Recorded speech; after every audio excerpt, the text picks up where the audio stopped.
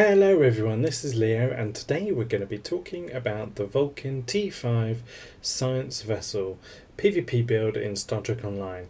And if you'd seen my recent couple of streams, you would have seen me stream PvP Endeavour, where this ship participated in 8 arena matches, and also my last stream, which was Karatcam, where we participated in 5 arena matches, which was from fighting more experienced players. So if you didn't watch those, I have put a collection of the actual fights on YouTube, so just look in the description below and you'll be able to find the links to both of those.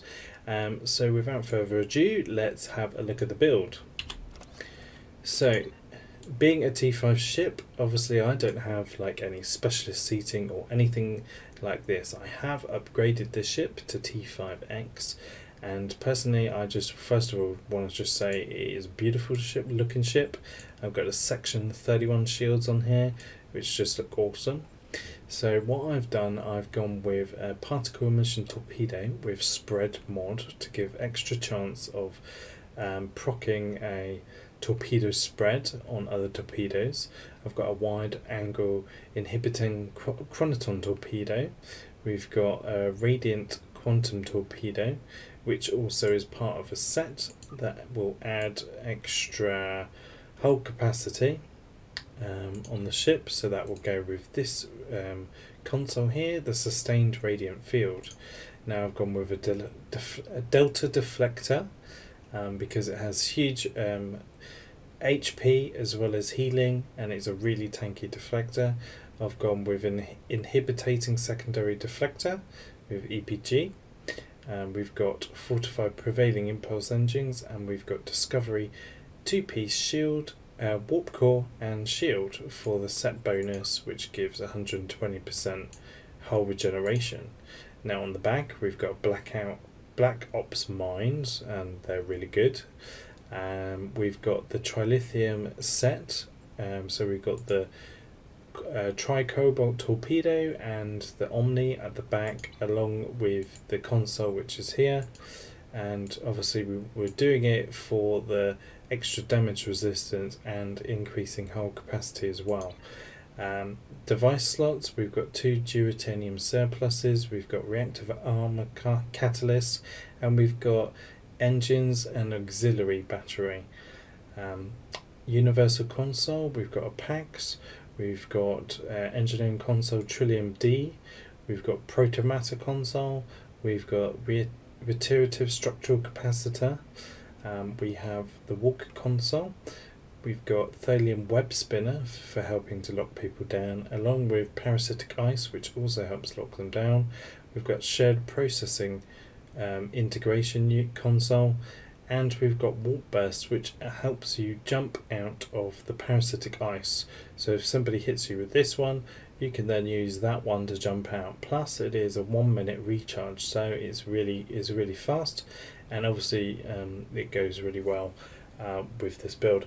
Now what I'm trying to do here is I've got a few things: protomatter, reiterative structural capacitor, and also shared processing unit.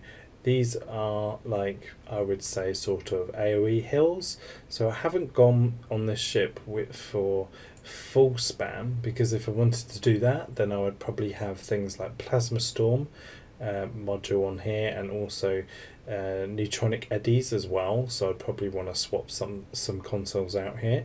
But I haven't. I've been trying to balance it in a way of being quite high damage resistance with these consoles, along with obviously pressing these ones, which will also help heal others surrounding me, while trying at the same time to obviously help lock them down with these science consoles here. And obviously that goes well with the traits, which we'll go over here. So we'll just quickly go through personal space traits. We've got biotech patch, we've got bulkhead technicians, we've got unconventional systems to obviously help cool down universal consoles, we've got Boimler, we've got secret command code, we've got repair crews, we've got regenerative control synergy, give you all, automated routing, and we've also got Inspirational Leader. Now Starship Tropes, obviously Invincible, which everybody needs. We have Spore Infused Anomalies, which obviously are for the grav wells, and also what's it called now? Very Cold in Space as well. We've got Invasive Maneuvers, which is probably a must nowadays. And we've got Improved Gravity Well, we've got Temporal Anchor, Red Grav Well, and we've got Polarized Lattice as well. So this one's a really good healing trait. Obviously Red Grav Well, because we want the grav wells to spawn, so hopefully when we lock people down then they spawn, and obviously that's the point of getting them all together. Of course, if there's another science spammer with you, I mean, the main aim is that probably them being in a T6 ship is obviously much better than this ship, so they're going to be able to spam more than yourself. So that's why I've gone for a slightly more tankier setup to help at least keep myself alive more, so at least that I can add on to their spam basically. Reputation traits, we have Advanced Hull Reinforcements, we've got Orc Power to Defense, we've got Active Hull Hardening, Fortified Hull, and we've got also Automated Protomatter Conduits. Now station wise, we've got Emergency Power to Engines. Now actually I'll bring up the duty officers over here on the left, right, and get my left and right mixed up here. So obviously I've got Emergency Con Hologram, so when I activate Emergency Power to Engines, that's going to instantly cool down my Invasive, which is down here, which will then help trigger invasive maneuvers. So that's the point of using those ones.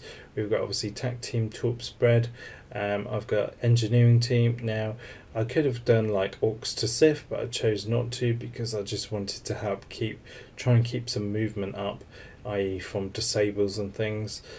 So I've gone with Orcs to Damps, along with obviously the Duty Officer that increases the time and adds energy damage resistance. We've got Reverse Shield Polarity, again with the Duty Officer to increase the time. We've got Very Cold in Space, we've got Tractor Beam Repulsors along with a Duty Officer to bring them. What is it? Pull, sorry, get my words mixed up. So instead of pushing, it's pull. I've got Photonic Officer 2 to just help with some cooldowns as well. We've got Gravwell 3 with Aftershock Gravwell, so that means that obviously we're going to spawn more temporal anchors, and obviously with the improved gravity as well, we get some damage resistance debuff as well. And what's the last bit? We got Science Team, so if somebody nukes me then I can clear that. We've got obviously Polarized Hull as well. So I mean, I have done this obviously on a tactical character, but of course this would be so much better if you were a science captain. So because obviously science captains, they come with subnuke ability, they also come with subnuke obviously removes the enemy's buffs, so that removes everything. Sensor scan, so that will debuff their damage resistances.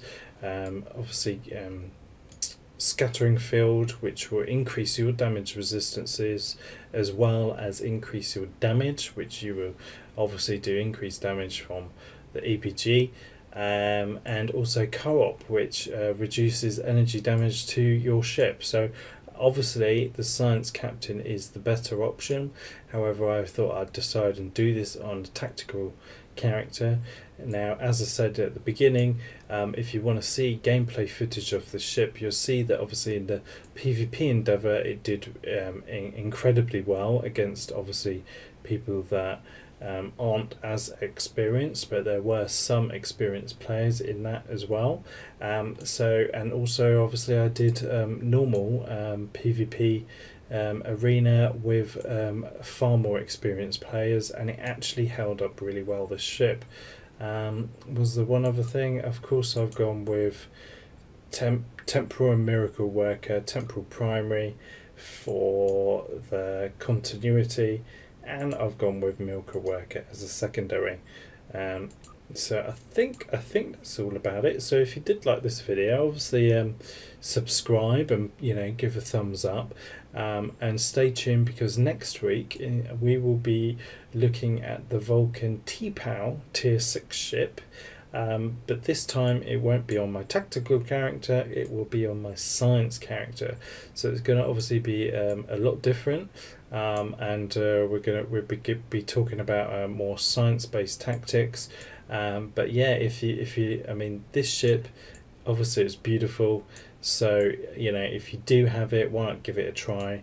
You can use this build as a template, see how you get on, adjust it, do your play style, guys. So yeah, and also if you want to join us live on Twitch, then come on the weekends. Every Sunday we're doing Karat Cam, in-karat fighting, as well as arena fighting. So take care, see you guys, bye bye.